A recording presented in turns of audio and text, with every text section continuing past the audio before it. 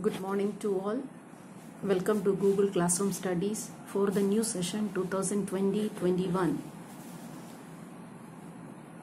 First of all, I would like to congratulate all for your grand success from class 8 to 9. Now, we are going to study through Google Classroom. This method may be temporary. Once school reopens, everything becomes normal. So pray for that, for a happy, peaceful, pathogen-free environment. Today I am going to introduce my subject, that is biology. For learning bio in class 9th, we need a book that is Concise Biology by Selena Publications.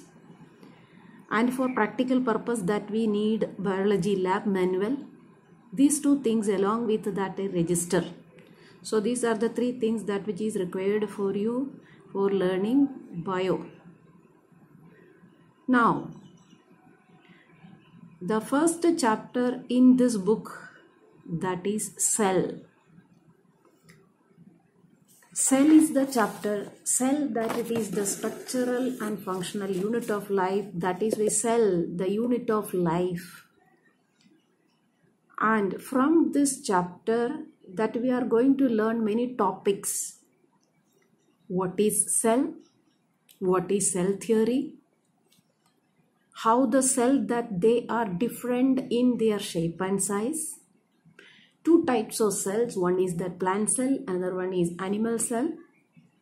Plant and plant body which is made up of plant cells and its characters. Animal's body is made up of animal cell. And after that, plant cell parts, animal cell parts, structural and functions of each cell organelle. Structure and functions of each cell organelle means many cell organelles, cell inclusions are present inside the cell. Already that you know all these things you are studied in lower classes. Mitochondria, endoplasmic reticulum, Golgi apparatus, cytoplasm, nucleus, nucleolus, like that way, many cell inclusions, its structure and its function in a detailed way. And after that it is prokaryotic cells, eukaryotic cells, examples for both, difference between prokaryotic cell and eukaryotic cell. At the end of this chapter, question answers along with many diagrams. This much that which we are going to learn from this chapter, cell. First of all, what is cell? What is cell? Cell is the structural and functional unit of life. Why cell is called structural and functional unit of life? The reason is that each and every organism's body is made up of cell. It is a fundamental unit. Some organisms only one single perform all the functions. Some other organisms, many cells, they are performing that functions. That is why based on that number of cells, organisms are classified it into two different categories. They are unicellular organism and multicellular organisms. Now, cells are visible only under a microscope. So, normally with our naked eye, cells are not visible. For that we need a microscope. First cell that which is discovered by Robert Hooke, and he observed that first cell with the help of a simple microscope and in cork cells, and that it is cork cells are dead cells. This is the microscope that which is used by Robert Hooke for his observation. With the help of this microscope, old type of microscope, Robert Hooke observed cork cells. And the cork cells appeared as in the form of beehive. Its appearance is like this. So, Robert Hooke observed cells in this manner as dead cells. That is cork cells that he observed. Later on, Anton von Leeuwenhoek, he described a living cell, and he observed and described a living cell with the help of a light microscope. Look, the microscope that which we are using there in the lab, that is a light microscope. So this is the light microscope that which is used to observe microscopic objects. The object that it will be placed here on this stage, and through this lens that we can observe the material. So such a type of light microscope that we are using there in the lab for our practical purpose. Under this, that we can observe onion peel or various type of cells. So nowadays in research labs and all, such type of microscope that which it is using, this is the electron microscope. Under electron microscope, minute studies that it is possible. For research purpose, this type of microscope is using. So otherwise lab purpose, that which we are using, simple microscope. So based on the cell observation, 3 scientists, they put forward a theory that is called cell theory. That is in the year 1838. The 3 scientists, they are related with the cell theory. Matthias Schieden, a German botanist, Theodor Schwann, a German zoologist, and another scientist, Rudolf Virchow. These are the 3 scientists, they are related with the cell theory. Matthias Schieden and Theodor Schwann, they proposed that the cell is the smallest unit of structure of all living things. The cell is the unit of function of all living things. That means all living organisms are composed of cells and cell products. And cell is the structural and functional unit of life. Later on in the year 1855, Rudolf Virchow, he explained that all cells arise from pre-existing cells. Pre-existing cell means old cells. That means a new cell that which is formed from an old cell. A parental cell that which is dividing, and a new cell that which is formed. This is the point that which is explained by Rudolf Virchow. So this way, 3 scientists, they are related with the cell theory. So cell theory, that is important. Points related with the cell theory important. Name of the scientists, those they are proposed the cell theory, that is also important. Next we are going to observe a cell, that is onion peel cell.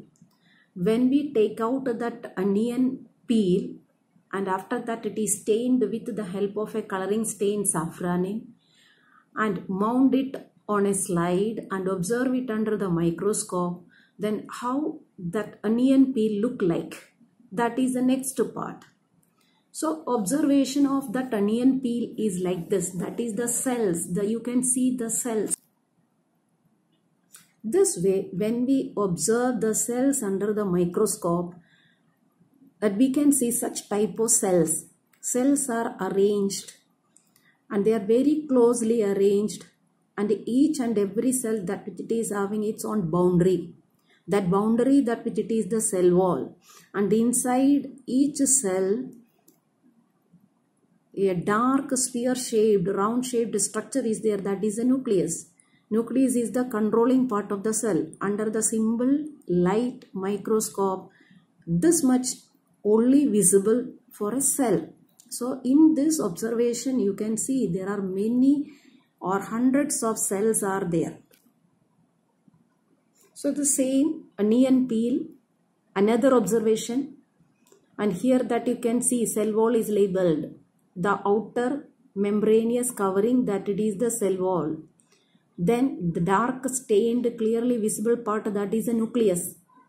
And here vacuole, that is the characteristics of a plant cell. A very big vacuole is present. Vacuole is giving shape to the cell. And inside the cell, cytoplasm is present.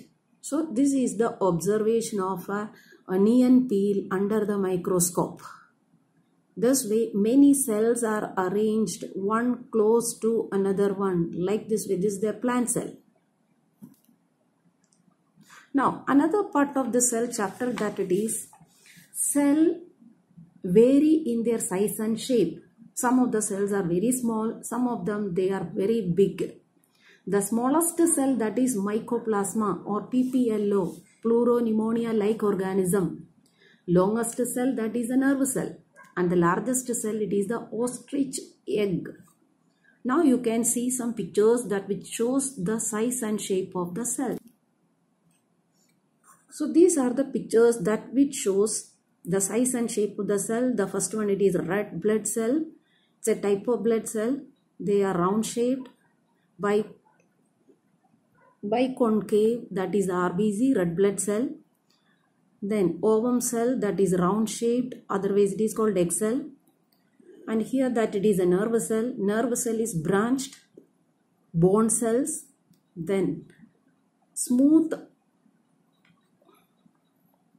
muscle cells are there. Smooth muscle cells are spindle shaped. Another one is that sperm cell, that is also spindle shaped. Then columnar epithelial cells, that which is present. So these are the different types of cells that it is having different size and shape. Another one is that another category. So in your book, there are many examples are given. Epithelial cells, human blood cell. Human blood cell means 3 different types of cells are there in the picture. RBCs, WBCs and blood platelets. All the 3 they are having different shape. Round shaped RBC, red colored. Another one is amoeboid shape, that is WBC, and blood platelets. Then cartilage cells. Cartilage, it's a type that is animal tissue. Another one, connective tissue cells, striated muscles. Then nerve cells, branched cell, bone cells, smooth muscles, they are spindle shaped. Chlamydomonas, single celled organism. Amoeba, irregular in shape, that is also single celled. Then another one is that guard cell from plant leaf. Guard cell, stomata, that is togetherly it is called stomata. Guard cell plus stoma. Guard cells are bean shaped, and here a plant cell. So like this way, cells that it is vary in their size and shape. Some of them they are very small, some of them they are unicellular, single cell, some of them they are large cell. The largest cell that it is the ostrich egg, it is a single cell, and the longest cell that it is the nerve cell, and smallest cell it is mycoplasma. So this way they are different in their size and shape. The next part of this cell chapter that it is prokaryotic and eukaryotic cell.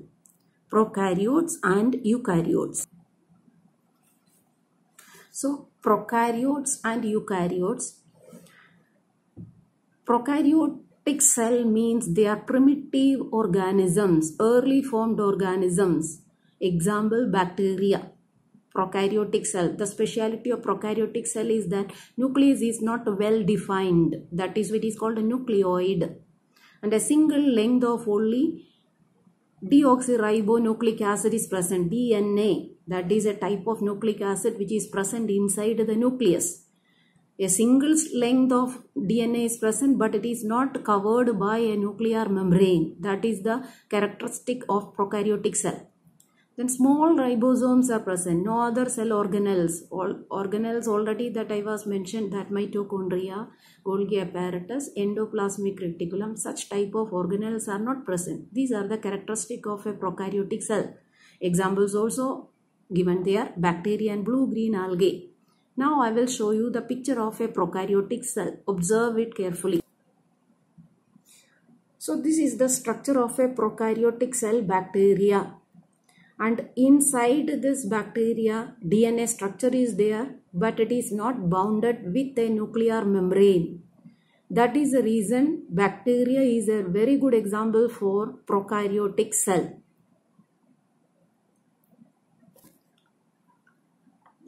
So next is that eukaryotic cell. The characteristics of eukaryotic cells are well-defined nucleus with a nuclear membrane. But in case of a prokaryotic cell, nuclear membrane is not present. Second point is that several length of genetic material, DNA, number of DNA strands which is present inside the nucleus. And compared to prokaryotic cell, small ribosomes are present, but here in case of this one, large ribosomes are present. And the fourth point of difference between eukaryotic cell and prokaryotic cell is that cell organelles like mitochondria, endoplasmic reticulum, chloroplast, such type of cell organelles or cell inclusions are present inside the eukaryotic cell. And many examples, euglena, amoeba, human being's body, many other animals and plants, everything that which it is coming under eukaryotic cell. Now you can observe a eukaryotic cell along with a prokaryotic cell. Now you can see the structure of a eukaryotic cell. Eukaryotic cell, it's an animal cell. Inside this eukaryotic cell, a very clean, clear nucleus is present, and nucleus is bounded with the help of a nuclear membrane, and inside that chromatin fibers are there. The chromatin fibers are made up of DNA. Nucleolus is present, nucleoplasm is present. Such a type of cell that which it is called eukaryotic cell. This is the type of cell that which is present in human being's body or animals and plant body. This is the difference between prokaryotic and eukaryotic cell. The prokaryotic cell, that it is the bacterial cell, and the chromosome structure and nucleus that you can see, nucleus is not bounded with a nuclear membrane, but here in case of that nucleus, it is covered with the help of a nuclear membrane, and all the cell inclusions are there. Mitochondria is labeled there, then Golgi body labeled, ribosomes are labeled such a way. So these are the differences between prokaryotic and eukaryotic cell. So today's topic cell, that I was explained to you about what is cell, then unicellular and multicellular organisms, examples for unicellular, multicellular organism, cell theory, scientists, those they have proposed the cell theory. Then after that, cells, they vary in their size and shape, examples and diagrams. Then prokaryotic and eukaryotic cell, examples for prokaryotic and eukaryotic cell, along with the difference between prokaryotes and eukaryotes. This is the beginning part of the chapter cell. And in next class, I will be going to explain about difference between plant cell and animal cell, complete structure of plant cell, structure of animal cell, cell inclusion structure, cell inclusion functions. Everything that it will be explained in that next class. Thank you.